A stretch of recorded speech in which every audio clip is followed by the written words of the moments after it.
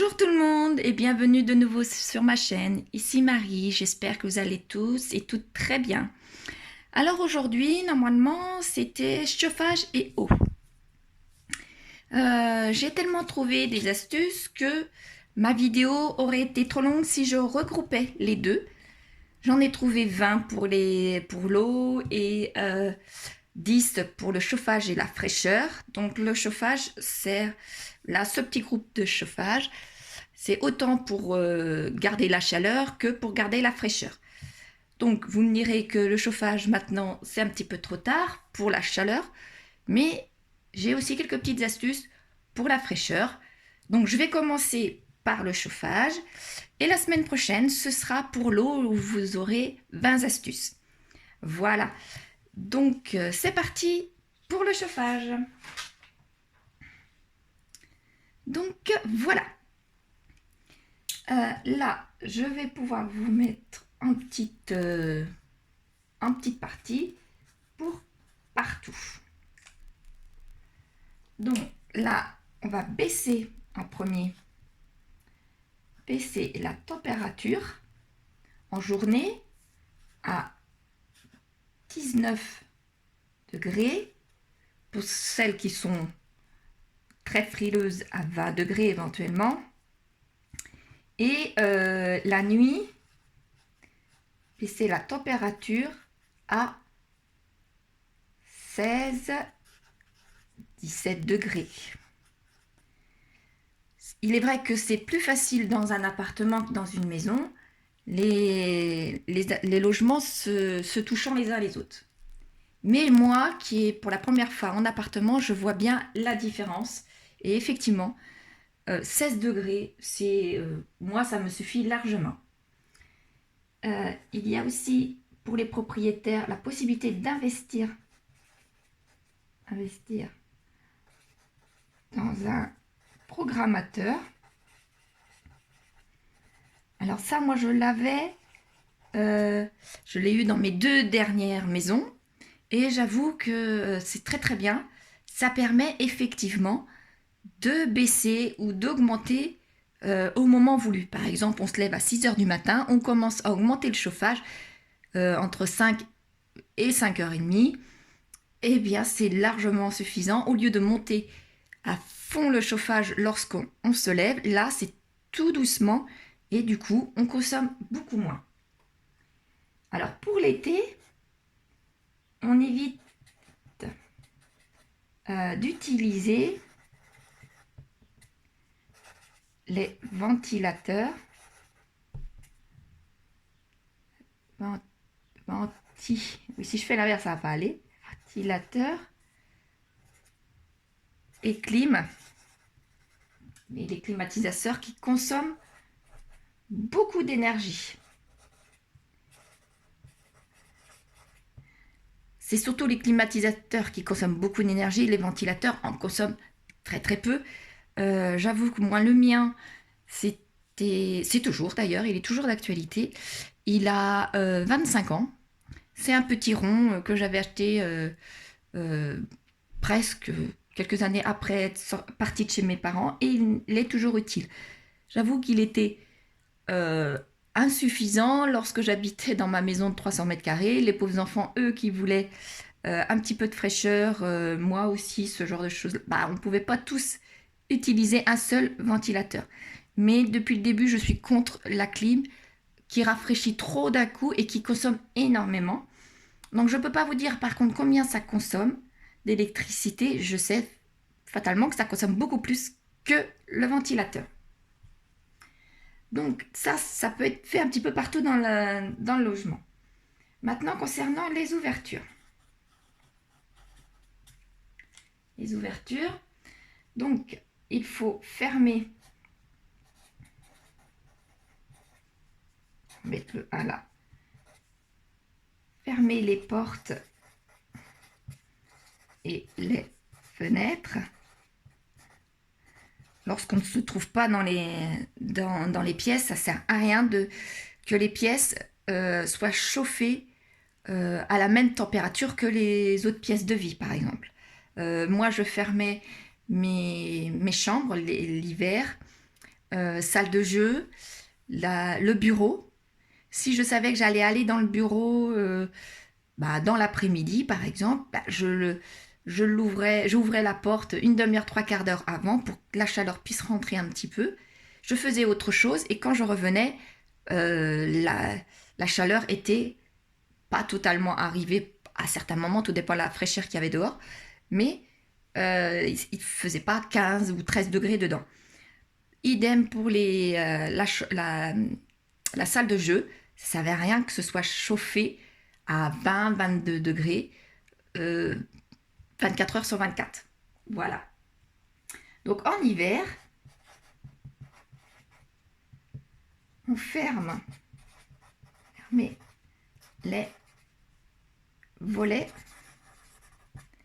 et les rideaux. Alors ça, on peut dire que c'est des petites choses de grand-mère, mais qui fonctionnent très très bien.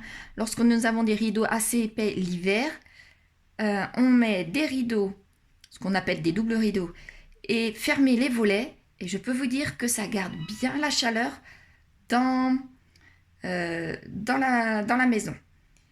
Voilà, un petit moment. Alors, en été,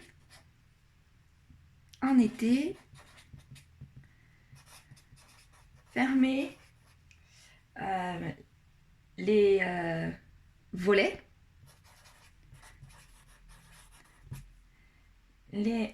et les rideaux.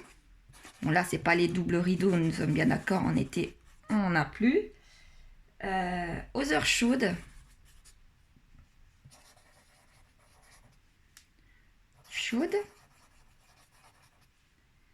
mais le soir, ouvrir pour faire entrer la chaleur, tout simplement.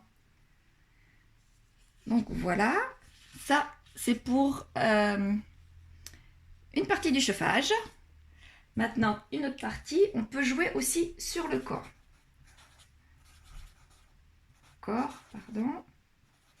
Voilà. Donc, en hiver, on mettre un gilet ou un autre pull, ce genre de choses-là.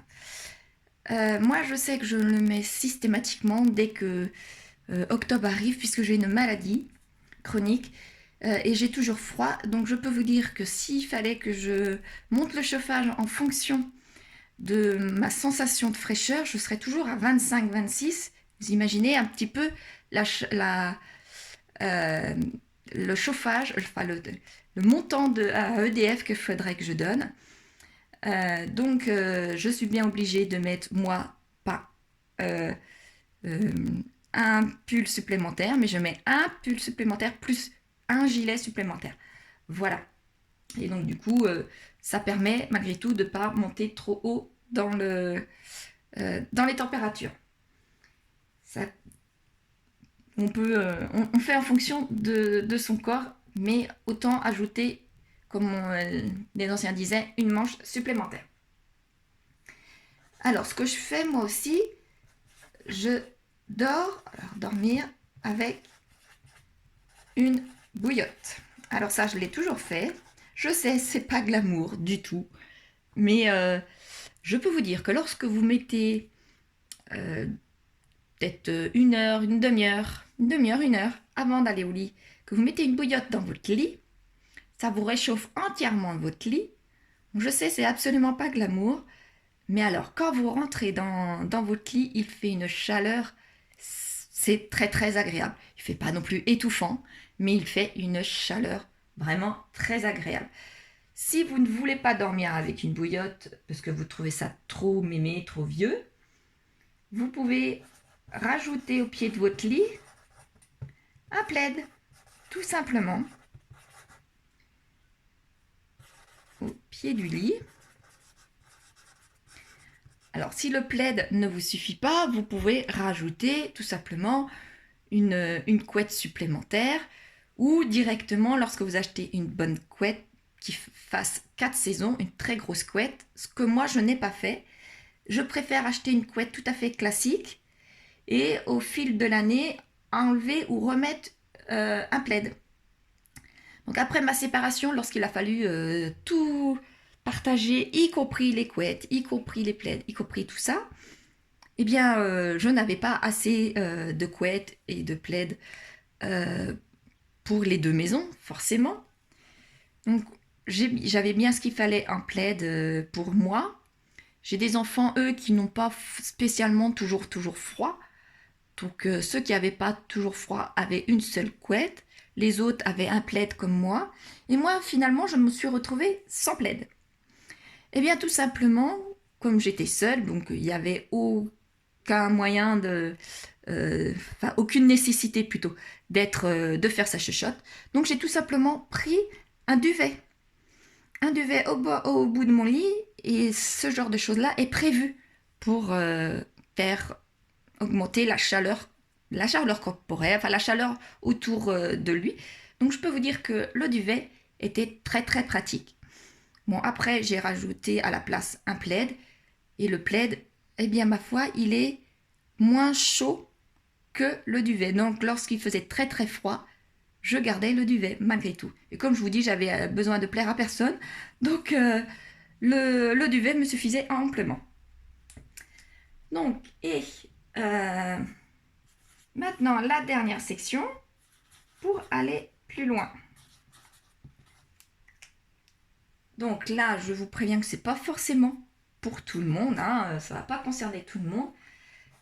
Donc, habiter en appartement, parce que je peux vous dire que moi j'ai vu la différence entre une maison, je quittais une maison de 300 mètres carrés pour venir dans un appartement où j'ai des voisins en haut, en bas, sur les deux côtés.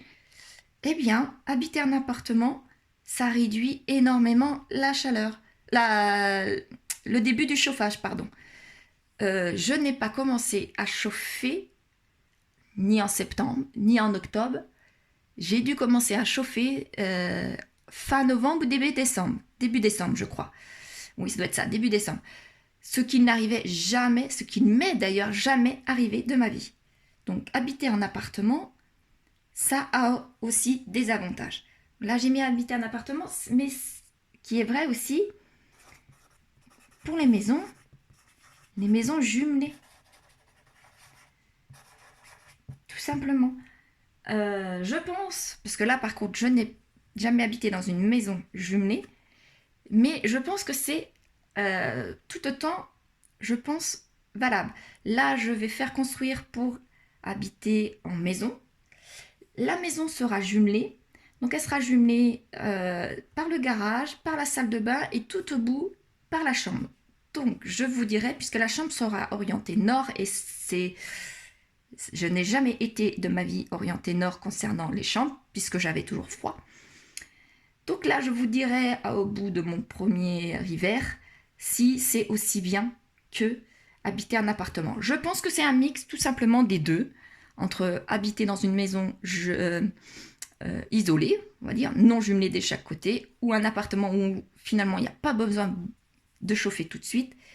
La maison jumelée, je pense que c'est un mix des deux. Donc je ne vous en parlerai pas, non pas dans un an, mais certainement plus dans un an et demi. Voilà.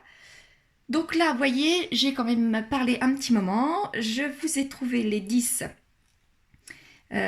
astuces que moi, j'utilise ou que j'ai déjà utilisées et que je sais qu'ils fonctionnent. Ces 10-là fonctionnent absolument. Si j'en vous en trouve d'autres, je vous en mettrai peut-être l'année prochaine, pour une série de l'année prochaine, comme je vous disais. Et puis voilà. Donc la semaine prochaine, je vous ferai une vidéo sur les 20 astuces, et non pas 10 là, sur les 20 astuces que j'ai trouvées en eau et que j'utilise, ou que j'ai déjà utilisées, mais que j'utilise pour la plupart. Voilà. J'espère que cette vidéo sur le chauffage et sur la fraîcheur vous a été utile. Pour les plus jeunes générations, j'espère qu'en tous les cas, ça vous a été plus utile, parce que normalement, les plus anciennes générations devraient avoir connaissance de toutes ces astuces. Je vous remercie, et puis à la prochaine pour les astuces sur l'eau. Merci, au revoir, bonne journée.